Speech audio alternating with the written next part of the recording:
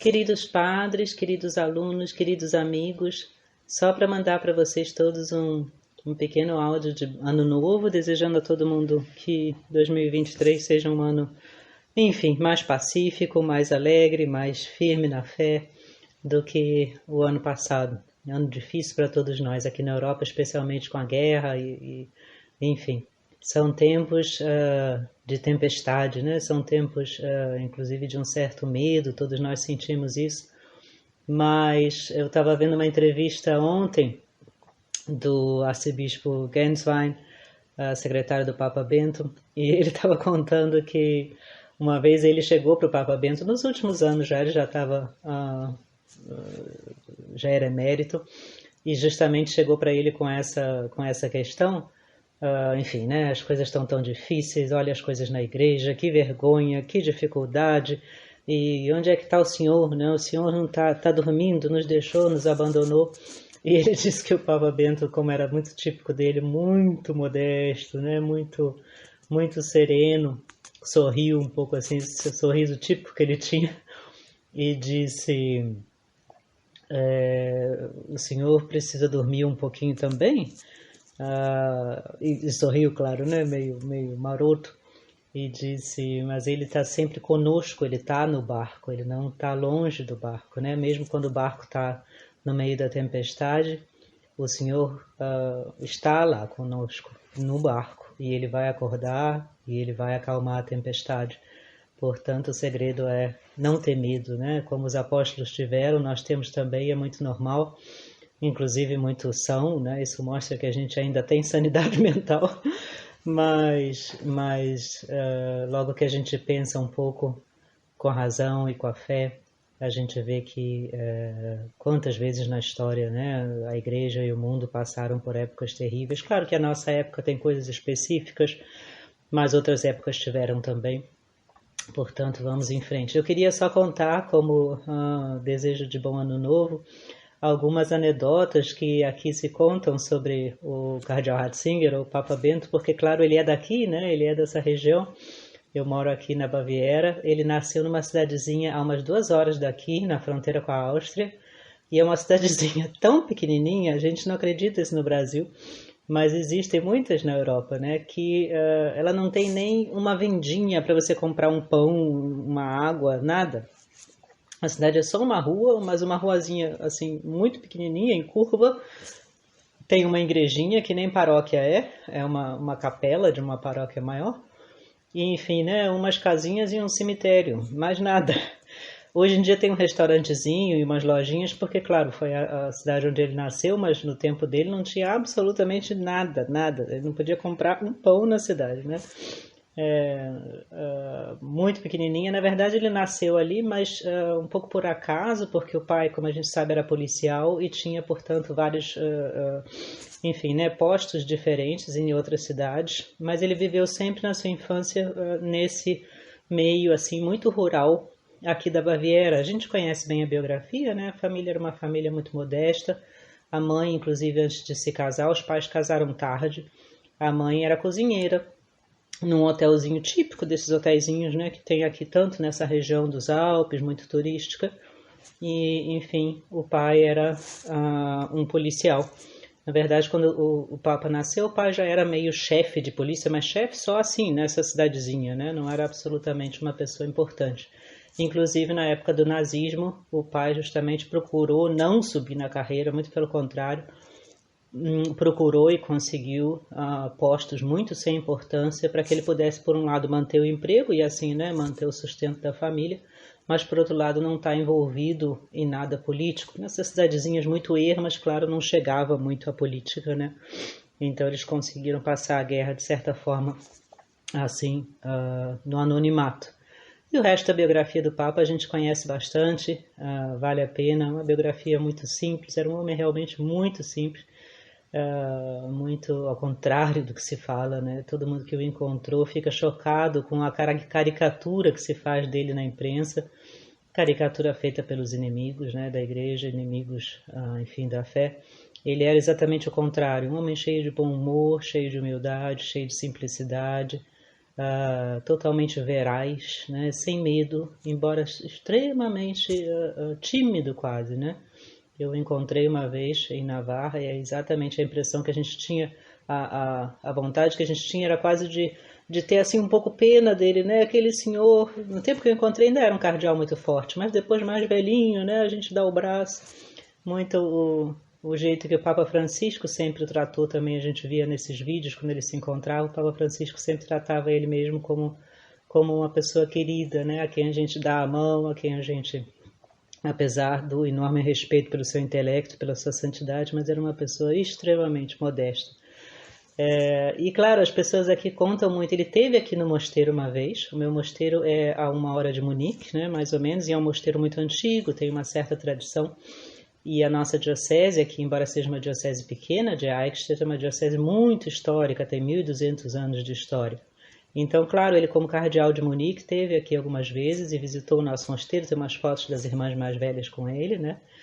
E todas sempre contam também como as pessoas ficavam logo à vontade com ele, porque, né, esperavam um pouco o cardeal, claro, né, as irmãs preparam uma coisa mais assim formal, e logo ele fazia uma piada, né? Mas muito modesto, não, nunca piada no sentido, né, de palhaçada, não, sempre uma coisa muito assim discreta. E então as pessoas logo automaticamente começavam a falar com ele muito naturalmente, muito normalmente, né? E parece que ele tinha uma memória completamente incrível que fazia com que ele se recordasse o nome da pessoa, se recordasse do nome da pessoa. Eu tenho inveja disso, porque eu tenho uma memória horrível nesse caso, anos depois, né, de ter encontrado a pessoa. Então ele sabia detalhes ainda sobre coisas que muitas vezes, né, as pessoas ficavam admiradas de ver como é que ele se lembrava disso.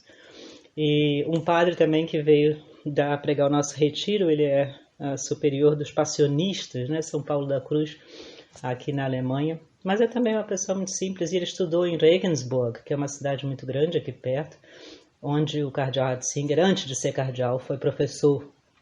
E ele não foi aluno dele diretamente, mas se lembra que ele vinha às vezes celebrar a missa no convento deles, e esse padre, na época seminarista, era encarregado de fazer o café da manhã dele. E ele vinha com a irmã dele, né? O cardeal Ratzinger tinha uma única irmã que cuidava dele, assim, que é muito típico na Alemanha, né? Essas senhoras mais velhas que cuidam da casa do padre. E ela cuidava da casa dele, da correspondência e tudo, até quando ele estava em Roma já, morreu lá naquela época. E ele se lembra que os dois gostavam muito de comer esse bretzel, que é esse pãozinho alemão. A gente já viu, né? Um pão feito que nem um nó, assim. É muito engraçado, né? Muito típico. E que eles tinham uma tradição de criança, de cada um segurava de um lado do bretzel e puxava para ver quem ficava com a maior parte. E esse padre estava rindo porque dizia que eles faziam isso tão automaticamente que eles nem se davam conta que estavam ali com os seminaristas, padres, né? E sempre o que ficava com a maior parte ria um pouco do outro, né? E dizia, hoje eu ganhei. Enfim, só para mostrar essa incrível simplicidade, né, de um homem que nessa época já era cardeal, já era autor de livros importantíssimos, né, já era teólogo de renome. As pessoas contam, enfim, né, todas essas anedotas também de como ele se lembrava das pessoas, justamente, de como ele era um homem de vida austera. Isso eu acho que é muito bom para nós, né? Austera não no sentido de ser um homem de sacrifícios tremendos. Por exemplo, ele dormia 7, 8 horas por noite, precisava disso, não era uma pessoa de vida austera. Quando ele entrou no seminário, o irmão dele conta, que também é padre, né? Morreu faz 1 ano ou 2, mais velho que ele, conta que ele tinha dificuldades terríveis no seminário menor de se adaptar à disciplina, né? Muito daquela época, muito forte, muito rígida do seminário, porque ele era uma mentalidade muito mais intelectual, né, muito mais distraído para essas coisas. Então ele não era asceta nesse sentido mais forte da palavra, mas sim era o que é um exemplo para muitos de nós hoje em dia, né, concentrado naquilo que é essencial, não se deixar levar, né, pelas coisas do mundo, sobretudo, né, hoje em dia tanta internet, tanta coisa que distrai a gente, né? Então sempre o lugar onde ele morava tinha o que ele precisava, mas não tinha nada demais, superficial, né? Sobrando, supérfluo. Todo mundo diz isso, essa capacidade que ele tinha de se concentrar no essencial e como isso influenciava as pessoas ao redor dele também. né, de se concentrar, por exemplo, no argumento da conversação, de se concentrar no que importa aqui nesse caso. Daí é o seu grande papel também como chefe da doutrina, da Congregação para a Doutrina da Fé, né? Ele vê o que é realmente importante, o que é essencial ali, mas de uma forma nunca agressiva. Todo mundo lembra disso também. Ele não era nunca uma pessoa agressiva, falava às vezes sério, né? Às vezes chamava atenção por uma questão importante, mas sempre de uma forma, isso ele falava tanto ele mesmo, né? E a sua encíclica também, sempre de uma forma amorosa, a verdade no amor, na caridade, sempre. A gente viu isso muito dele como Papa também, né? Essa pessoa bondosa, cheia de amor, bondosa não no sentido bobo, mas no sentido exatamente profundo, né? Enfim, são lembranças muito queridas que as pessoas têm aqui dele.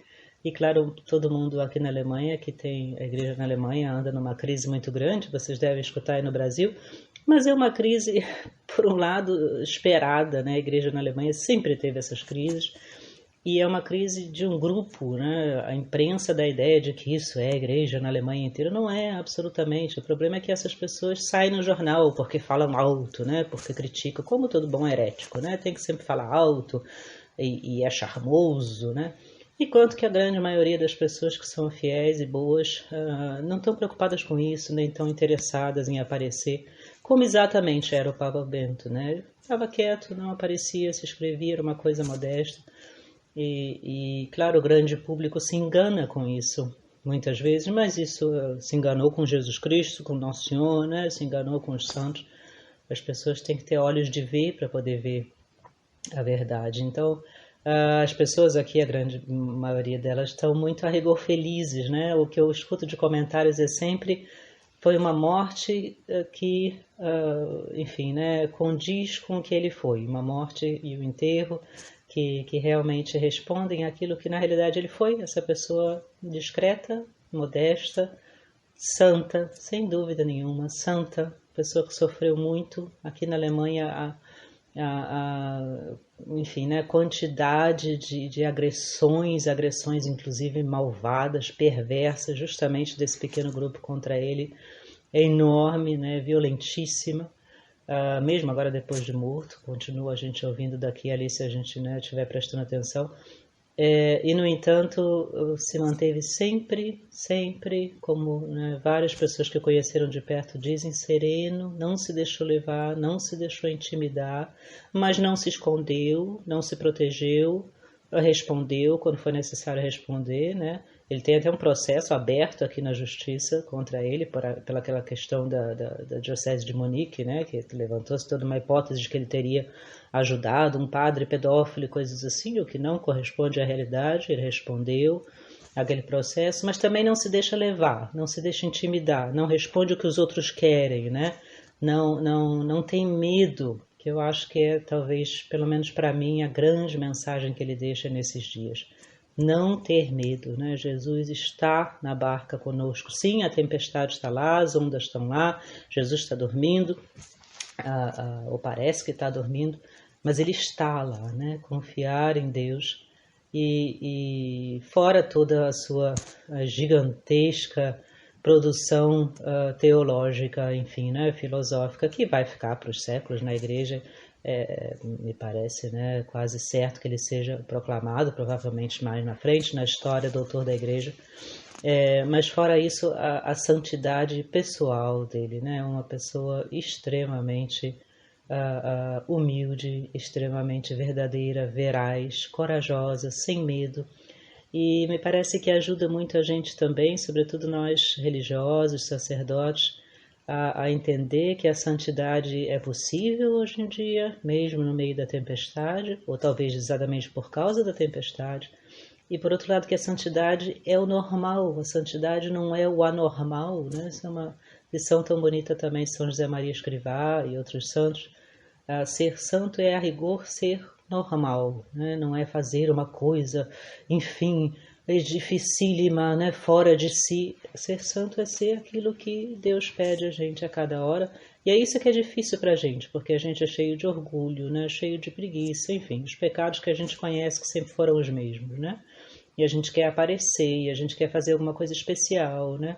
E a gente quer desobedecer, e a gente não quer ser humilde, e por assim por diante.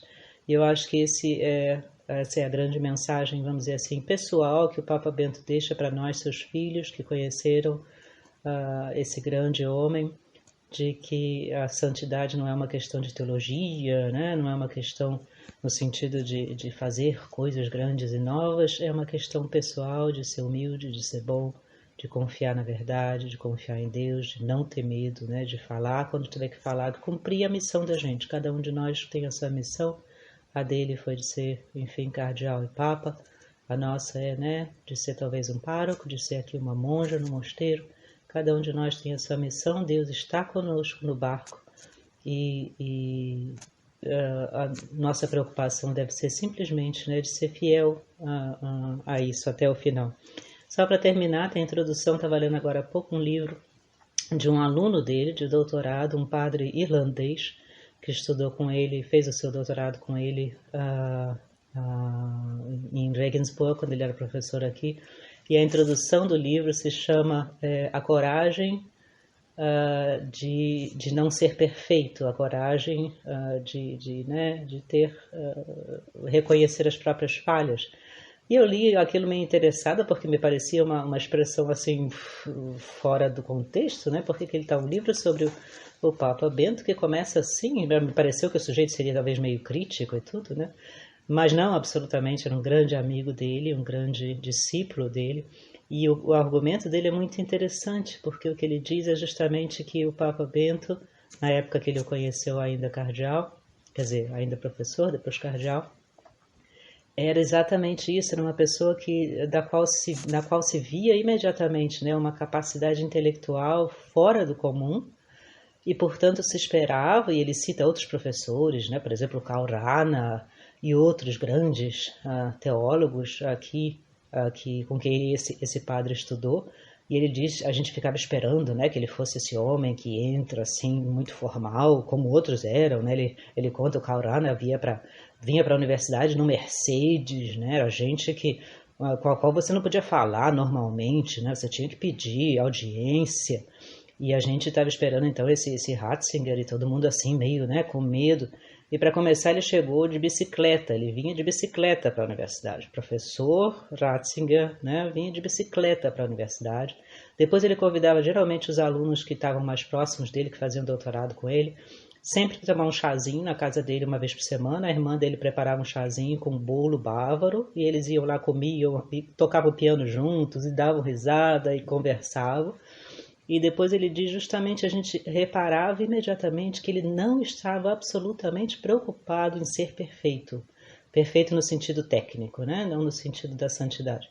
Não estava absolutamente preocupado se a aula dele tinha sido boa ou não, se as pessoas o elogiavam ou não. Se ele tinha, por exemplo, cometido uma falha, ele era o primeiro a dizer, aqui falhei, aqui não é bem isso. Todo o comprometimento dele, desse aluno, era com a verdade, não era com ele mesmo. Era se, através das aulas dele, a gente, né, da melhor forma possível, conseguia se abrir mais à verdade. Ele estava sempre de lado, ele se punha sempre como aquilo que ele sempre dizia, um servidor da verdade, né? Um servidor, como ele disse quando ele foi eleito Papa, no seu discurso lá na Lógia de São Pedro, um servidor do reino de Deus, né? Esse padre diz no livro, isso para mim é uma coisa que eu nunca vou esquecer, né? Porque mostrava a santidade do homem e a gente imediatamente se abria a esse desejo de conhecer a Deus, de conhecer a verdade e não de ficar seguindo um mestre, né? Como nos meios acadêmicos existe muito, né? Os discípulos daquele mestre, os grupos fechados, né? As ideologiazinhas, né? Todas essas questões que no fundo são humanas, no fundo são cheias de vaidade, no fundo são cheias de orgulho.